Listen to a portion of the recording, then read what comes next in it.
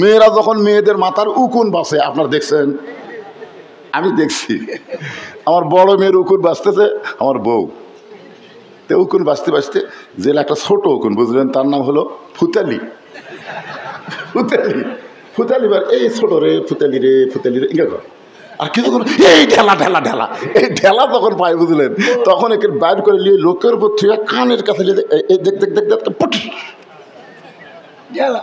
এই উকুন বাসার মতন বাসা বাসা প্রত্যেকটা ইহুদি খ্রিস্টান হিন্দুদেরকে শেষ করে দেওয়া হবে। জোরে গান কথা ঠিক কিনা? একজনও থাকবে না দুনিয়ায়, একজনও থাকবে না।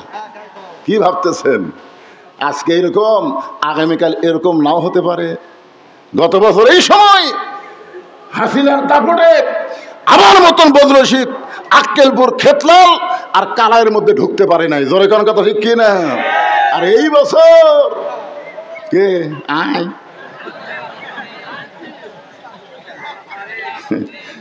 আমি কয়েকদিন আগে থানার পাশে ওয়াজ করে বলছিলাম, পুলিশেরা তোমরা কোথায় আসো?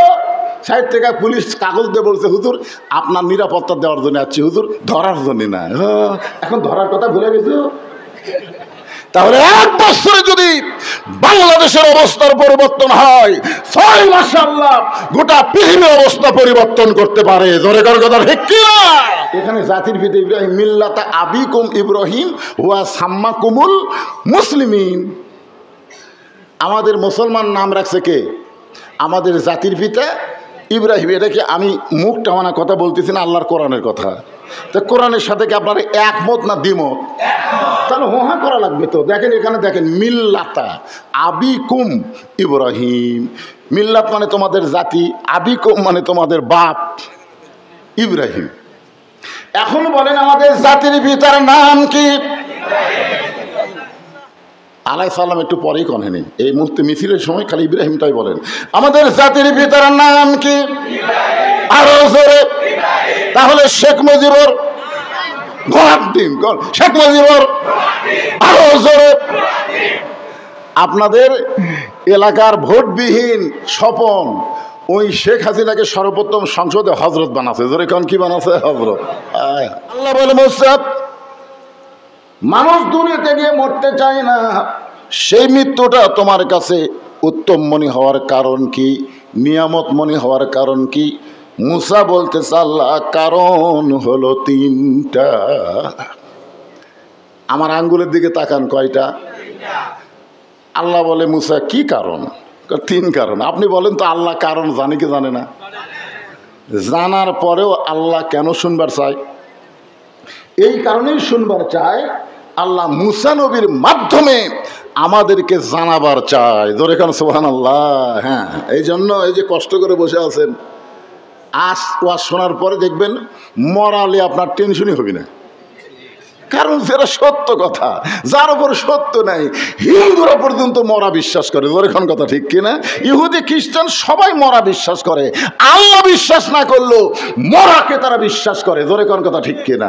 এই জন্য আল্লাহ কোরআনে বলেছেন, জাআত সাকারাতুল মাউতু হাক্কুন। মৃত্যুর চাইতে সত্য আর কি আছে? আপনারা মনে করতেছেন যে বুড়া মানুষ আগে মরবে, ছেলেরা পরে মরবে, তা কিন্তু না। মরার নির্দিষ্ট টাইমেই মরা লাগবে। জোরে কোন ঠিক কিনা? হ্যাঁ, কে কখন মরবে জানে কে? আরো জোরে বলেন, আল্লাহ। আল্লাহ বলে, মুসা মৃত্যুকে পছন্দ করার 3টা কারণ কি আমার সামনে বলা যাবে? মুসা বলতেছে, আল্লাহ জানার পরও যখন জানতে চান তাহলে শোনেন। মৃত্যুকে পছন্দ করার 1 নম্বর কারণ হলো, না মরলে জান্নাতে যাওয়া যাবে না। মারাত্মক কথা। আপনাদের সবসময় দোয়া করেন, আল্লাহুম্মা ইন্না নাসআলুকাল জান্নাতা ওয়া নাউযু বিকা মিনান নার। আল্লাহ তোমার কাছে আমরা জান্নাত চাই। আল্লাহ যদি বলে জান্নাতে যা, তাহলে আপনি কেমনে যাবেন? তাহলে জান্নাতে যাইতে গেলে মরা লাগবে। এখন আপনারা বলেন, জান্নাতে যাবার চাইলে মরা লাগবে, আর সেই মরবার চাচ্ছেন না, তার মানে না মরলে যে জান্নাতে যাওয়া যায় না, তার একটা প্রমাণ হলো লাইলাতুল মিরাজে আমাদের নবী যখন বাইতুল মুকাদ্দাস, যেই বাইতুল মুকাদ্দাসকে নিয়ে ইহুদিরা আজকে পায়তারা করতেছে, ওরা জানি না যে বাইতুল মুকাদ্দাসের ভিতর দিয়ে ঈসা আলাইহিস সালাম দুনিয়াতে আসবে, মেহেদী আলাইহিস সালাম ছাইদ দিয়ে আসবে। ওরা তো জানি না, ওরা জানে, কিন্তু আমরা জানি। মার হবি সাইজ মতো পাহাড়ের গুহায় গুহায় লুকাবে, খুঁজা খুঁজা উকুন বাসার মতন পৃথিবী থেকে ইহুদি খ্রিস্টান হিন্দুদেরকে ধ্বংস করে দেওয়া হবে। জোরে কারণ কথা ঠিক কিনা? মেয়েরা যখন মেয়েদের মাথার উকুন বাসে, আপনারা দেখছেন? আমি দেখছি, আমার বড় মেয়ের উকুন বাঁচতেছে, আমার বউ তো উকুন বাঁচতে বাঁচতে জেলা একটা ছোট উকুন, বুঝলেন, তার নাম হলো ফুতালি। ফুতালি ফুতালি এই ছোট রে ফুতালি রে ফুতালি রে ইঙ্গা কর। আর কিছুক্ষণ এই ঢেলা ঢেলা ঢেলা, এই ঢেলা তখন পায়, বুঝলেন, তখন একে বাইর করে নিয়ে লোকের উপর থেকে কানের কাছে দেখ দেখ দেখ দেখ ঢেলা, এই উকুন বাসার মতন বাসা বাসা প্রত্যেকটা ইহুদি খ্রিস্টান হিন্দুদেরকে শেষ করে দেওয়া হবে। জোরে গান কথা ঠিক কিনা? একজনও থাকবে না দুনিয়ায়, একজনও থাকবে না। কি ভাবতেছেন আজকে এরকম, আগামীকাল এরকম নাও হতে পারে? গত বছর এই সময় হাসিনার দাপটে আমার মতন বদরশীদ আক্কেলপুর খেতলাল আর কালাইয়ের মধ্যে ঢুকতে পারে নাই। জোরে কোন কথা ঠিক কিনা? আর এই বছর কে আয়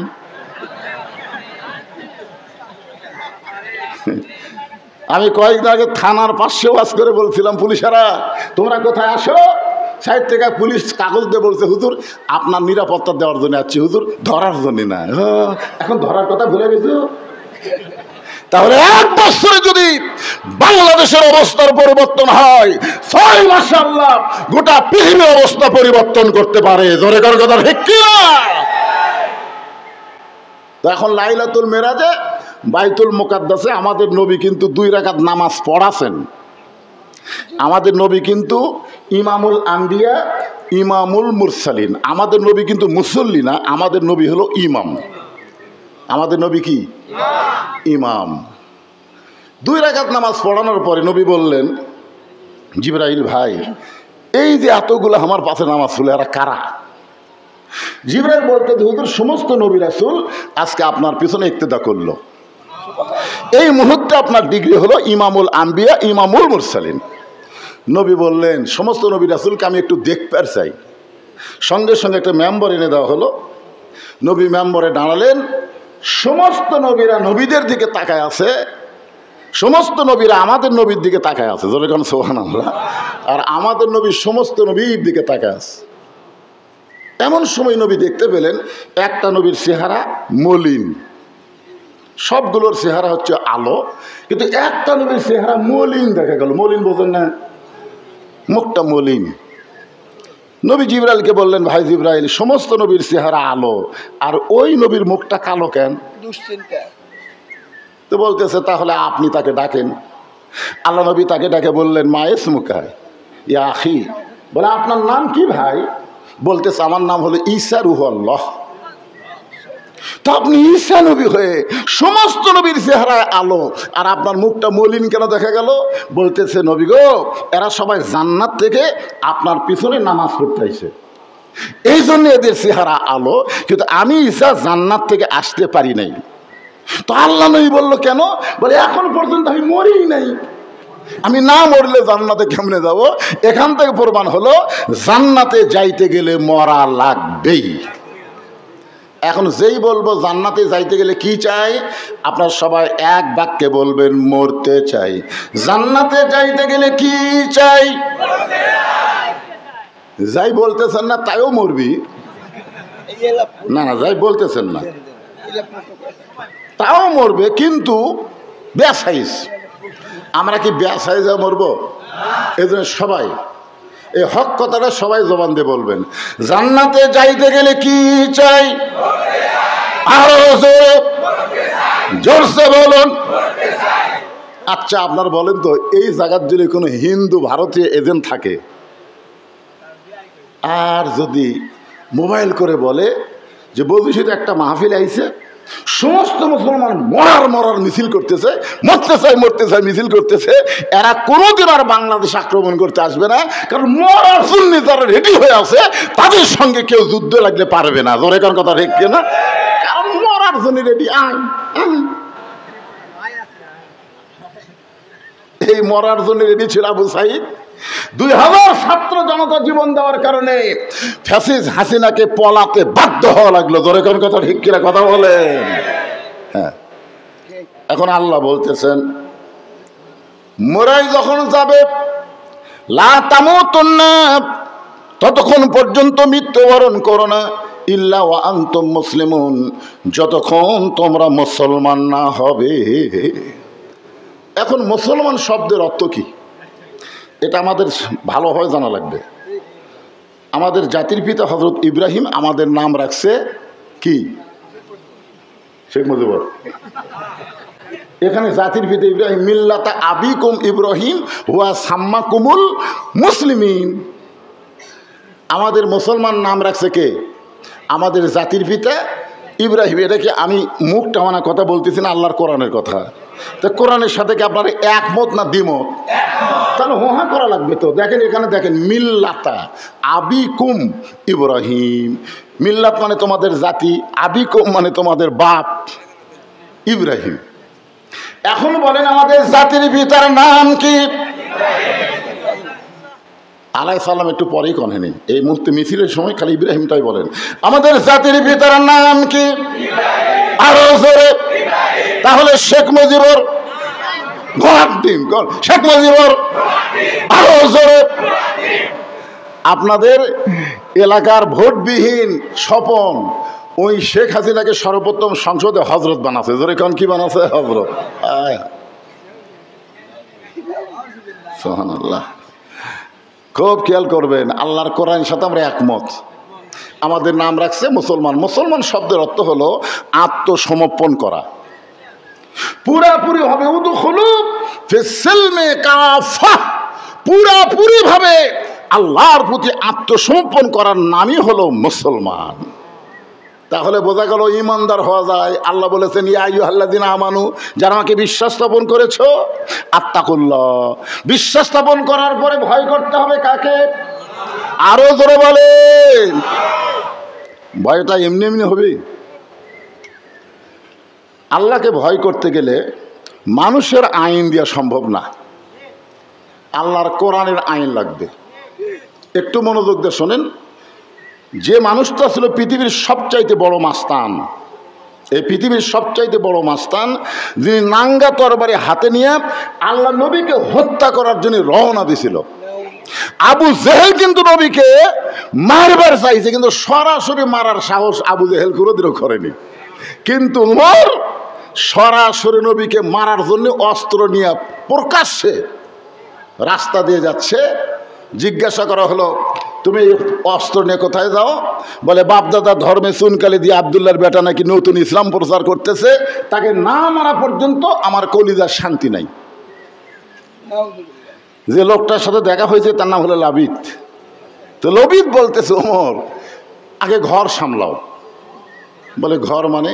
বলে তোমার বোন আর তোমার ভগ্নিপতি ওই দলে ভর্তি হচ্ছে, তুমি জানো? আল্লাহর নবীকে না মাইরা বোন ভগ্নিপতির বাড়ির দিকে রওনা দিলেন। যেই মাত্র দরজার কাছ, এমন সময় ইন্নামাল মুমিনুনা আল্লাযীনা ইযা যুকিরাল্লাহু ওয়াজিলাত কুলুবুহুম ওয়া ইযা তুলিয়াত আলাইহিম আয়াতুহু জাদাতুহুম ঈমানাও ওয়া আলা রাব্বিহিম ইয়াতাওয়াক্কালুন। কোরআন তেলাওয়াত শুনলে ইজা যুকিরাল্লাহ, আল্লাহ বলতেছেন ইন্না নাহনু নাযালনা যিকরা। খুব খেয়াল করবেন, এই জিকির মানে কোরআন। যখন কোরআন তেলাওয়াতের জিকির হবে, এই জিকির শুনলে মানুষের অন্তরের মধ্যে কম্পন সৃষ্টি হয়। ওমর ফারুক হাতে তরবারি নিয়ে তার বোন ভগ্নিপতির কোরআন তেলাওয়াত যতক্ষণ হয়েছে ততক্ষণ কোনো কথা বলে নাই।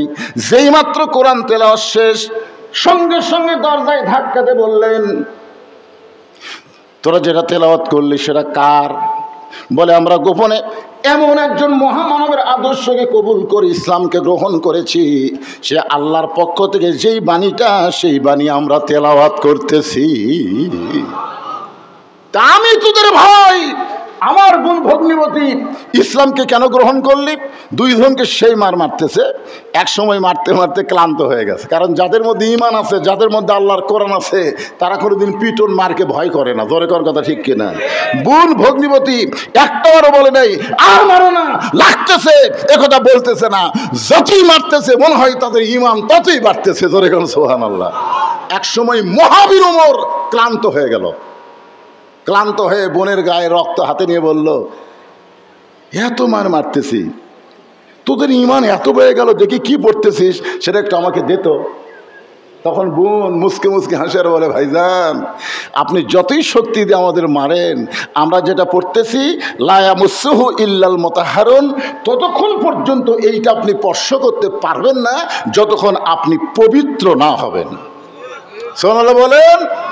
যেই কোরআন স্পর্শ করতে গেলে পবিত্র হওয়া লাগে, সেই কোরআন দিয়ে যদি আমাদের বাংলাদেশের রাষ্ট্র চলে, এই দেশটা কেমন হবে ইন্না লিল্লাহর তাফসীর দিয়ে আমাদেরকে আজকে দেখা লাগবে। জোরে কর কথা ঠিক কিনা? সবচাইতে বড় বিপদ কি? মানুষ মরা। সবচাইতে বড় বিপদ মানুষ মরা না। মুসা নবী 3 কারণে মৃত্যুকে ভালোবাসে। 1 নম্বর কারণ দিয়ে কিন্তু ওয়াজ করতেছি, মনে রাখা লাগবে। কি মনে না রাখলে বোঝা যাবে? তাই হ্যাঁ, একটু খেয়াল করবেন। তো গোসল মানে কি? ওমর ফারুক ইমানের রঙে রঙ্গিত হয়ে গোসল হয়ে গেলেন। সুবহানাল্লাহ বলেন। তরবারি নবীর কাছে জমা দিলেন। আল্লাহর কোরআনকে শুধু হাতে না, কলিজার মধ্যে উঠায় নিলেন। একসময় আল্লাহ তাআলা এই কোরআনের কারণে ওমর ফারুককে বাংলাদেশের মতন ৯৬টা দেশের খলিফা বানায় দিলেন। আমাদের বাংলাদেশের মতন কয়টা? ৯৬টা দেশের খলিফা হযরত ওমর। মসজিদের মেম্বরে বসে নিজের গালে নিজে চড় মারতেছেন, ডান হাতে ডান গালে, বাম হাতে বাম গালে। তো ওই সময় আমার ওসমান গনি মসজিদের মধ্যে ঢুকে বলতেছে, ইয়া আমির আল মুমিনিন, আপনি কি পাগল হয়ে গেলেন? নিজের গালে নিজে চড় মারতেছেন। ওমর ফারুক বলে, ওসমান, মিন শাররিল ওয়াসওয়াসিল খান্নাস, কিছুক্ষণ আগে শয়তান আমাকে ধোঁকা দিছে। কোরআন শরীফ থাকলে তো বুঝতে পারবে, আমরা তো বুঝতে পারি না। ওসমান গনি বললেন, শয়তান আপনাকে কি ধোঁকা দিল? শয়তান আমাকে বলতেছে আমি নাকি অর্ধ পৃথিবীর খলিফা। শয়তান আমাকে বলতেছে আমি নাকি অর্ধ পৃথিবীর খলিফা। তো ওসমান গনি বলতেছে আপনি তো অর্ধ পৃথিবীর খলিফা। ওমর ফারুক বলতেছে, ওসমান, বর্তমানকে নিয়ে যারা চিন্তা করে এরা মনুষ্যত্ব হারায়। মানুষকে চিন্তা করা লাগবে অতীত এবং ভবিষ্যৎ। শেখ হাসিনা যদি ভবিষ্যতের চিন্তা করত, তাহলে আজকে তাকে পলানো লাগতো না। জোরে কথা কন না কেন? অতীতের খেয়াল করবেন। আমার অতীত কি ছিল? আমার অতীত আপনারা তো কেউ জানেন না। আমি অতীতে রাস্তায় একটা খাতা নিয়ে ঘুরতাম। কোনো টুপিওয়ালা দাড়িওয়ালা মানুষকে দেখলেই বললাম, কে ভাই আপনাদের গ্রামের কি মাহফিল হচ্ছে? তো বলছে না, এখনো হয়নি। আমাকে দাওয়াত দেবেন, আমি ওয়াজ করতে পারি। তখন তোর ওয়াজ জীবনে শুনিনি, আজকে তোকে দাওয়াত দিয়ে মাহফিল নষ্ট করবো নাকি? আমি মানুষের পিছনে পিছনে ঘুরে ঘুরে বছরে 10-15টা দাওয়াত পাইতাম। আমার কাছে কেউ আসতো না, আমি সবার কাছে চাইতাম। এটা হলো আমার অতীতের কথা। আর বর্তমানে এত দাওয়াত বেশি যে মানুষ দাওয়াত দিবার গেলে ভয়ে আমি ঘর থেকে বাড়াই না, সিসি ক্যামেরা দিয়ে দেখে আমার মাদ্রাসার মুহতামিমকে বলি, দেখো তো কি বলে। এটা হলো আমার বর্তমান। আর আমার ভবিষ্যৎ হলো মসজিদের খাটনি আমার বাড়ির আঙ্গিনায় আসবে, সমস্ত রঙিন কাপড় খসায়া, সাদা কাপড়ের কাপড়ে পেঁচায়া, সখলিনের মতন আমাকে খাটনির উপরে শোয়া রাখবে। জোরে কোন কথা ঠিক কিনা? আমার অতীতের কথা, ভবিষ্যতের কথা আমার চিন্তা নাই। বর্তমান পায়া কি হনুরে, কি হসেন কথা ঠিক। ওসমান গনি বলে, আমির আল মুমিনিন, তাহলে আপনার অতীতের খবর কি? ওমর ফারুক বললেন, অতীত আমি খালার বাড়িতে রাখালি করতাম। বিকেলবেলা যখন ছাগলগুলো ফেরত আনতাম, খালা বলতো, ওমর কয়টা ছাগল নিয়ে গেলে, কয়টা ফেরত আনলাম? আমি ছাগল গুনে গুনে দিকে 2-4টা কম পড়ে গেছে। আমি আবার দৌড় দিতাম, ওই পাহাড় এলাকায় খুঁজে খুঁজে ছাগলগুলো নিয়ে যখন আমার খালার কাছে জমা দিতাম, খালা আমার মাথার চুল ধরে বলতো, ওমর, যেই ভুল আজকে করেছো এই একই ভুল যদি আগামীকাল করো তোমার রাখালির চাকরি কিন্তু ক্যান্সেল হয়ে যাবে। আমি খালার পা ধরে বলতাম, খালা, রাখালির চাকরি যদি ক্যান্সেল করে দেন আমি থাকবো কোথায়, খাবো কি? যে ওমর একদিন রাখালির চাকরি রক্ষা করার জন্য খালার পা ধরে কেঁদেছে, আজকে সেই ওমরকে আল্লাহ অর্ধ পৃথিবীর খলিফা বানাইছে। এটা ওমরের যোগ্যতাই নয়, এটা কেবলমাত্র আল্লাহর কোরআনের ওসিলা। কি কন? আল্লাহর কোরআনের কারণে আজকে ওমর অর্ধ পৃথিবীর খলিফা। আর আমার মন বলতেছে, উমর কিছুই না, বজিদ কিছুই না, সব কিছু আল্লাহর কোরআন। আজকের সভাপতি বলতেছে আকর্ষণীয় বক্তা, বক্তা কোনোদিন আকর্ষণ হয় না, আকর্ষণ হলো আল্লাহর কোরআন। জোরে কোন কথা, ঠিক কেন কথা বলেন? আল্লামা সাইদ হুজুরকে মানুষ এত কেন ভালোবেসেছে? তার চেহারা থেকে, সুরত থেকে ভালোবাসে নাই, সে কোরআনের হক কথা বলেছে 50 বছর, তারপরও বিনা অপরাধে তাকে জেলখানায় বন্দি করে রাখছে। জেলখানায় বন্দি করে রেখেও ফ্যাসিস্টদের মন ভরে নাই, তারপরে তাকে হাসপাতালে নিয়ে গিয়ে অন্যায়ভাবে হত্যা করা হয়েছে। জোরে কোন কথা, ঠিক কথা বলেন? কত বাধা, তারপরেও তারা জানাজায় লক্ষ লক্ষ মানুষ জায়গা দেওয়া যায়নি। এটা কিন্তু সাইদের কারণে হয়নি, এটা হয়েছে আল্লাহর কোরআনের আকর্ষণে। জোরে কোন ঠিক কিনা বলেন? এখন আজকের আপনারা দেখেন তো এই কোরআনটা আসলে কেমন, কোরআন কেমন নেতা তৈরি করে। অর্ধ পৃথিবীর খলিফা হযরত ওমর জুমার দিনে মসজিদে দাঁড়িয়ে খুতবা দিচ্ছেন, দেখেন আল্লাহর কোরআন কেমন নেতা তৈরি করে। এমন সময় মাঝখান থেকে একজন মুসল্লি দাঁড়িয়ে বলতেছে, আমির আল মুমিনিন, আপনার খুতবা আমরা শুনবো না। তোমার ফারুক বললেন, আমার অপরাধ কি? বলে, আপনার অপরাধ হলো আমাদেরকে খাটো পাঞ্জাবি দিয়া আপনি লম্বা জুব্বা পরে খুতবা দিচ্ছেন। আমাদেরকে আপনি খাটো দিবেন আর নিজে লম্বা জুব্বা পরবেন। যতক্ষণ পর্যন্ত লম্বা জুব্বার কাহিনী না বলবেন ততক্ষণ আপনার খুতবা আমরা শুনবো না। এ কথা শোনার পরে ওমরের মুখ দিয়ে মুচকি মুচকি হাসি আসতেছে। হাসি আসার কারণ হলো আল্লাহর কোরআনটা যখন রাষ্ট্র চলবে, নেতা যদি ভুল করে সাধারণ মানুষ পর্যন্ত লোকমা দেওয়ার সাহস পাবে।